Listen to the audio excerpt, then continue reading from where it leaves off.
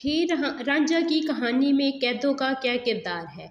आज हम इस कहानी में ये बात वाज़िया करेंगे कि कैदों का हीर रांझा की कहानी में क्या किरदार था।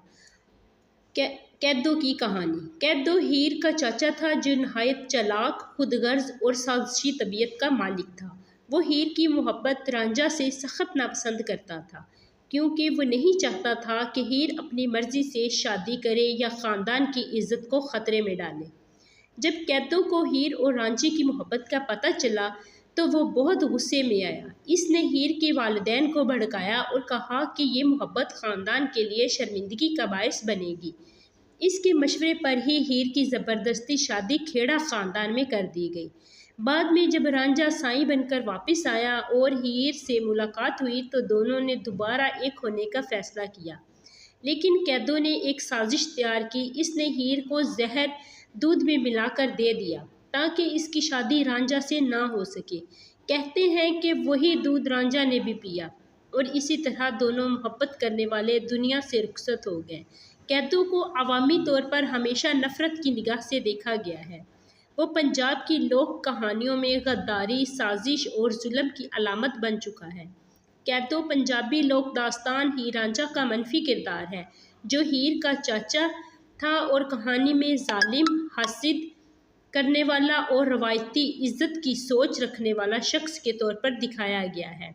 रवायती गैरतमंद कैदो इन मर्दों में से था जो ख़ानदानी गैरत के नाम पर औरतों की मोहब्बत, आज़ादी और ख्वाहिशात को कुचलने को जायज़ समझते थे। जब उसे हीर और रांझा की मोहब्बत का इल्म हुआ तो इसने चुपचाप चालें चली। सबसे पहले हीर के वालिदैन को इसके खिलाफ किया, फिर आखिर में खुद जहर देकर दोनों को मार दिया। कहानी में सबसे बड़ा जुल्म कैदो ने ही किया।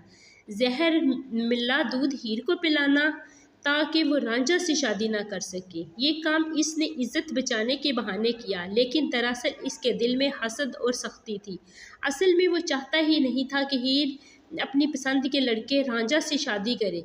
क्यों ये किसी वजह से नहीं कर रहा था, बल्कि इसका मिजाज ही ऐसा था कि वो किसी की मोहब्बत को बर्दाश्त नहीं कर सकता था। कैदो का नाम पंजाब की लोक रवायात में बदी, जुल्म और गैरत के नाम पर कत्ल की अलामत बन गया है। आज भी लोग जुल्म करने वाले चालाक शख्स को तंजन कैदो कह देते हैं। असल लोक दास्तान में कैदों को कोई जिस्मानी सज़ा नहीं मिली, मगर इसका इंजाम इबरतनाक बताया गया है। वो सारी ज़िंदगी लोगों की नफ़रतों का निशाना बनता रहा। इसकी सच्चाई दुनिया के सामने आ गई। वो बदनामी की ज़िंदगी जीने पर मजबूर हो गया। हर इंसान की ज़िंदगी में कोई ना कोई कैदो ज़रूर होता है जो उससे इसी तौर पर हसद करता है कि वो ये काम ना करे या वो काम ना करे।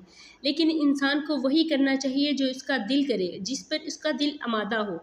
इस कहानी में हमें यही बताया गया है कि इंसान को अपनी सोच और ज़हन से जो बात उसके दिल को अच्छी लगे वही करनी चाहिए, ना कि किसी कैदों के दबाव में आकर अपनी ज़िंदगी को ख़राब करना चाहिए। हीर ने भी इसी तरह ही किया। उसने भी अपने दिल की आवाज़ सुनी और रांझा से शादी का फ़ैसला किया। लेकिन कैदों को तो ये बात बर्दाश्त नहीं थी। उसने ये सब कुछ बर्दाश्त नहीं किया और इन दोनों को जहर दे दी। कैदों की कहानी हमें यही सिखाती है कि मोहब्बत को दबाने से सिर्फ नुकसान होता है। गैरत के नाम पर किए गए फैसले अक्सर ज़िंदगियों को तबाह कर देते हैं। साजिश और जुल्म कभी दायमी ज़िंदगी नहीं दे सकते।